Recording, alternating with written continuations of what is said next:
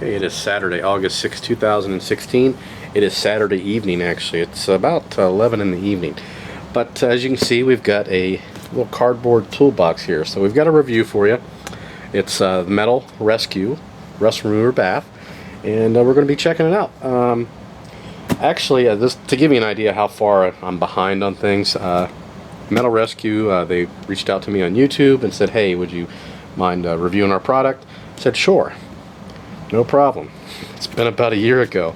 So my grandson's with his dad this weekend. He's with him every other weekend. So I got a little bit of time this evening and said, why not? Let's check it out. Got a couple little parts from the CB we can put in there and see how it does. So I'm not sure if this is a normal, I don't think this is a normal package. This is probably some kind of care package they send out. But you can see this is like a cardboard toolbox, and they show you the clean version and then the rusty version. So got a couple different products in here. We will open them up. So first here we've got their dry coat. This is a rust preventer. We'll be checking that out as well, probably in a separate video. But just to give you some instructions: spray product onto metal, wet coat tire surface, allow parts to dry for approximately 30 minutes. Wash all dry coat surfaces with mild detergent prior to painting. So we got that. This is a 16-ounce bottle. I think this runs about $15. Got some stickers and just some brochures of, looks like American Pickers they support it, or they endorse it rather, and then some instructions there, that kind of thing. Happened to get a t-shirt. Again, I don't believe, unless you order the whole package, I don't know if you get that, but that should fit me. Maybe wear that. And of course we've got the Metal Rescue itself.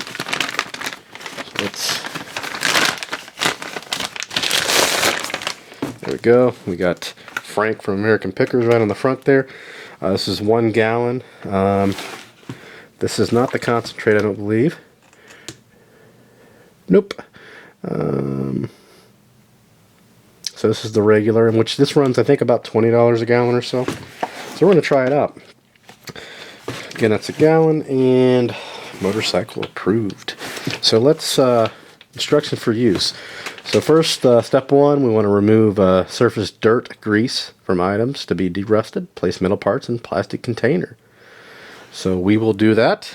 We'll zoom in a little bit. We'll get this out of the way, and we'll get a little plastic container and see how this stuff works. So we'll be back.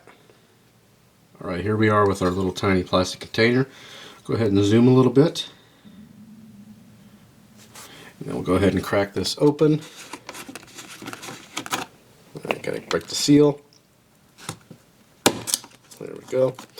And we're going to pour some of this in here.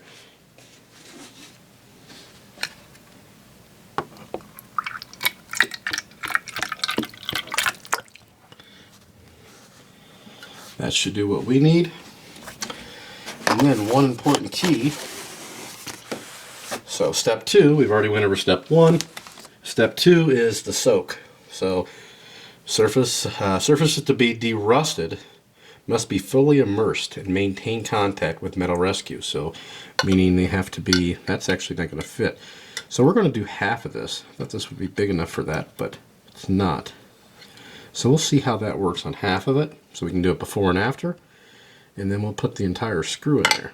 So that'll be fully submersed. So we'll let that sit.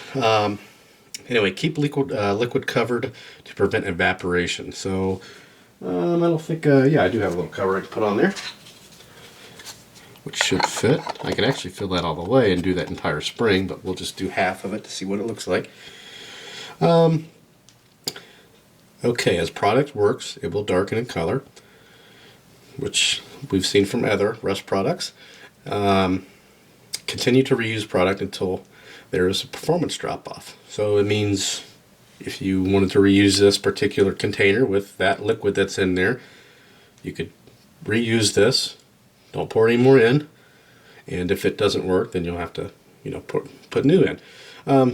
Step 3 is the check, soak times.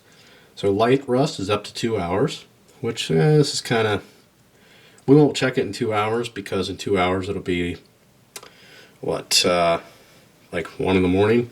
I'm not going to be up that late. Moderate rust, 8 hours, so we'll check it probably in 8 hours.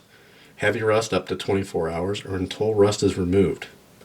So we'll check that, and once it's derusted, promptly remove it from the solution, or metal may darken in color.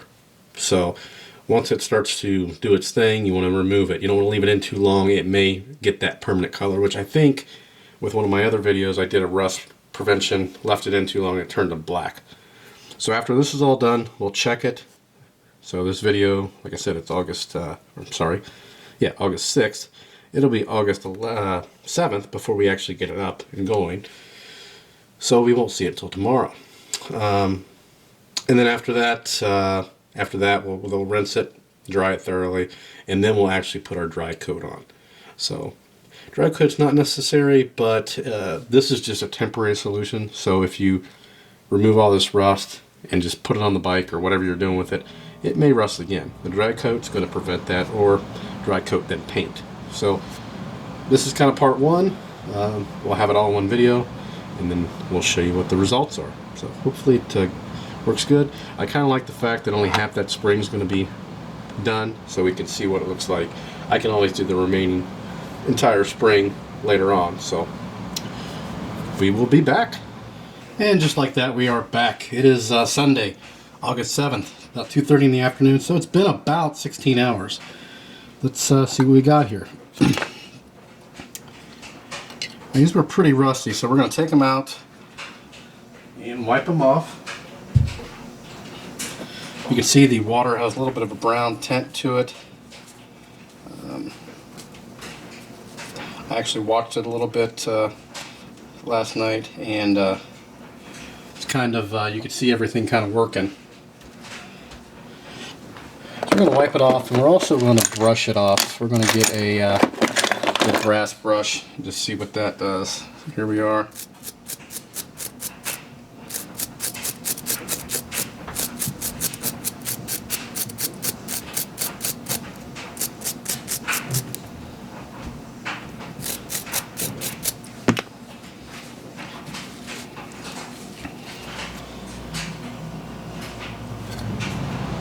Here's that piece.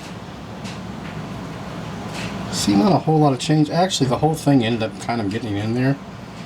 I did get rid of a lot of the rust, but this was pretty heavily rusted. This area did great. This spring, you know, it's did a pretty good job. Let's check the screw.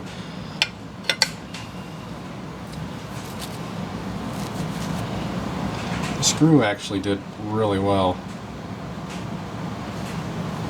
It was all, wasn't caked, but you can see with wiping it down.